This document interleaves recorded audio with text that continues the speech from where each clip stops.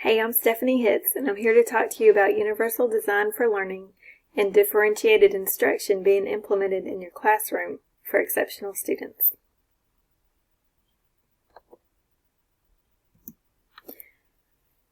First, let's briefly go over what our ultimate goal should be when teaching all students. It's to reach all of our students, so universal design for learning does just that. In fact, the Turnbull text defines the universal design for learning as the application of principles to the design of curricular and instructional materials to provide students across a wide range of abilities and from a variety of backgrounds with access to academic content. The first principle of universal design is to provide multiple means of engagement. This means to design your learning environment, curriculum, goals, and instructional materials with methods with such a way that it will engage all students purposefully in different ways that will motivate them to learn.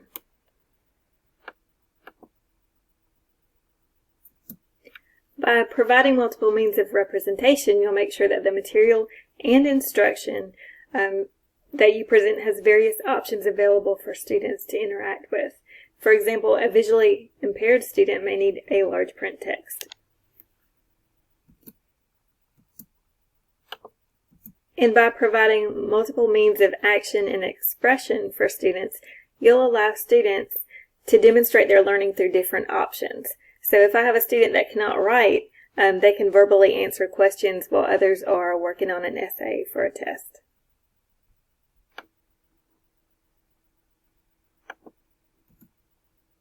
So differentiated instruction. This utilizes different instructional strategies like flexible student grouping, learning stations and centers, and including another educator in the classroom. A student with learning disabilities has trouble with understanding spoken or written language. These students may have suffered brain injury or have minimum brain functions. These students may particularly have trouble with language skills such as speaking, writing, spelling, and may also affect the student's ability to do mathematical calculations. This is mostly due to memory challenges. Co-teaching is very effective with these students, as well as offering repeated independent practice and progress monitoring, which can be built into universal design. Peer partnerships can also be a very effective resource for students with learning disabilities, as well as the entire classroom.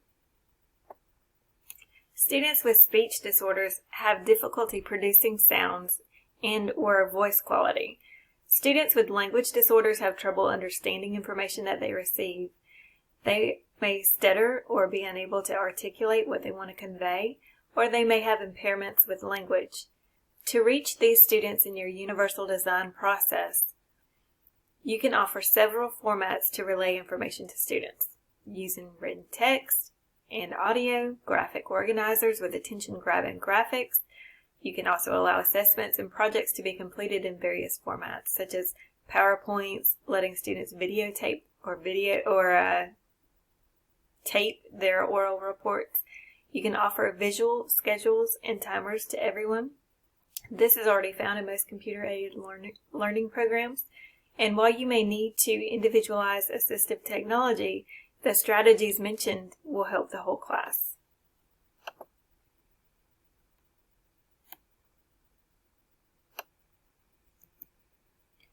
So, students with emotional or behavior disorders. These students may suffer from anxiety, depression, bullying, deep trauma. They could also have a conduct or oppositional defiance disorder or even have schizophrenia. Externally, we see behaviors that they exhibit, such as the inability to learn, to make friends, or to act appropriate. But the students that have internalizing behaviors, such as fear, depression, or withdrawal, are often overlooked. So keep an eye out for them. Look for ways to include students by identifying their strengths and interests and group them with a peer. Incorporate mindfulness or programs such as the Incredible Years.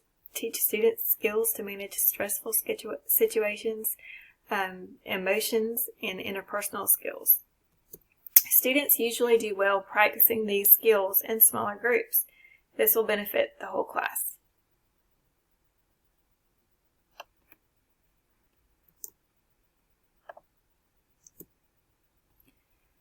Students with this disorder, attention deficit hyperactivity disorder, can predominantly be inattentive, where they may appear lazy or have poor organizational skills, or hyperimpulsive, where they may talk excessively or cannot remain seated for very long, or they can exhibit a mixture of both. Design your class to grab students' attention to keep them motivated. Teach time management and organizational skills. Using peers to help with these skills are again a very effective resource.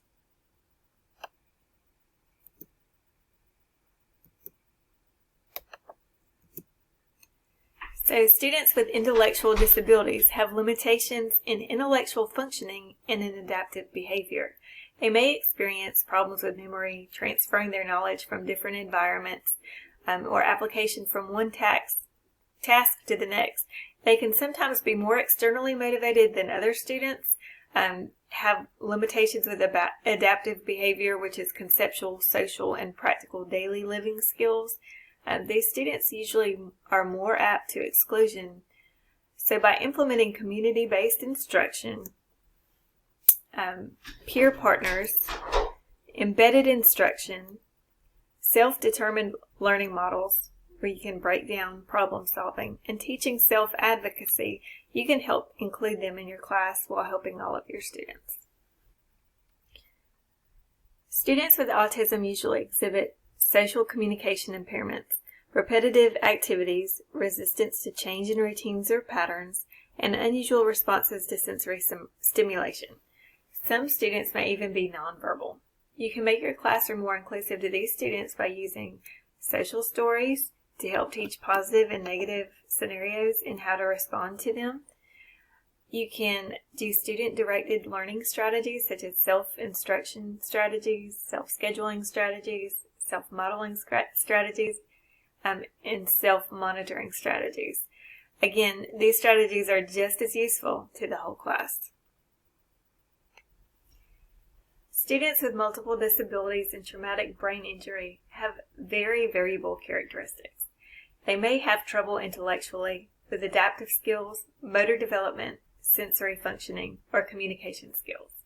Some students may be gifted but have trouble with motor development. Some students can suffer a traumatic brain injury and be back to school with little cognitive interruptions, while others may not be able to speak.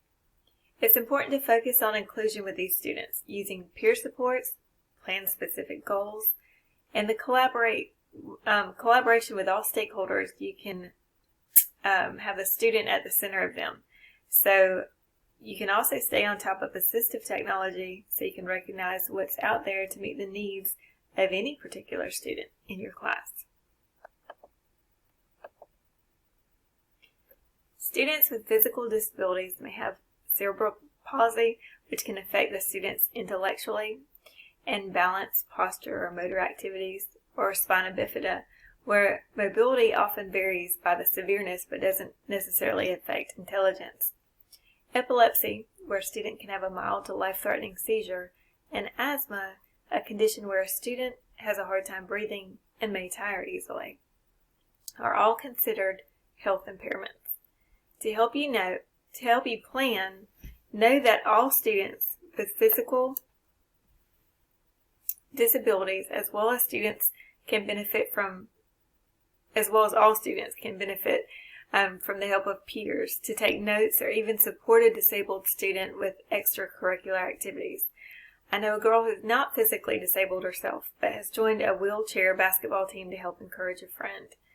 Cooperative learning helps students from feeling isolated. It encourages interdependence, individual accountability. You will also want to make sure that your classroom is accessible to all before classes start. It's awkward enough walking in as a new student. Can you imagine the feeling if the teacher has to move everything around to accommodate you while you're helplessly being made a spectacle? Using technology in the classroom is great. It's even better if students can use it to catch up on any work that they've missed when they're out with a disability or sickness. Be mindful of physical and mentally exhausting activities and be sure to give plenty of breaks. Again, this will help all your students.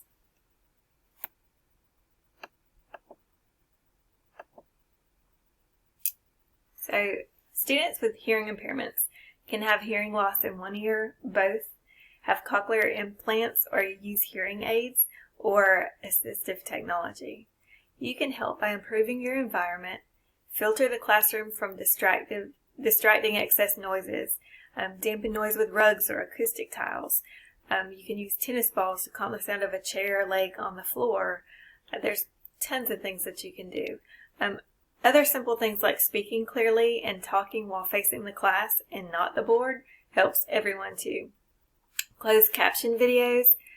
You can make sure that the whole class participates in clear communication, facing each other when speaking and waiting to take turns when talking. In my classroom, I have a cooling tower that's right outside my back door, and it is loud. So I rarely seat students on the back row where it's closer to the source. So you can keep that in mind too.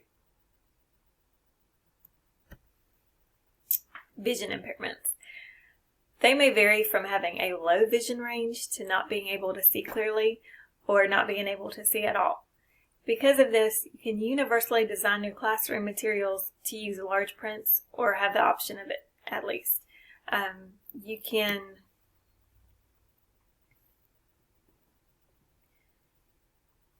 be sure to format Word documents so that the screen readers can be read appropriately, or Braille documents can be printed and be available. And be sure that your classroom is clear of clutter and easily accessible. Additional experiences are often key to assist learning and could also help the entire class.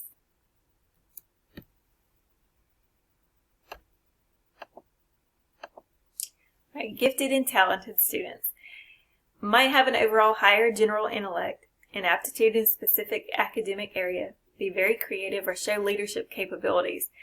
Some students may be very talented in the visual or performing arts. Some students could be twice exceptional. They could already have a disability, but also be gifted or talented. Some ways to include these students in your universal design would be to incorporate an autonomous learning model, use differentiated instruction, assign activities that help foster their creativity and critical thinking skills.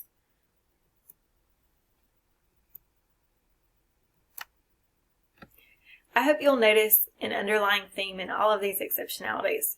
Start with the classroom design. Remember that peer help's a great resource that you have at your disposal, and it's quite helpful with every exceptionality. You may want to take a few moments out of your day to go over a type of exceptionality and think of your students' needs from their perspective. Think of how you would prefer the classroom to be set up, or what would help you. Thanks for watching.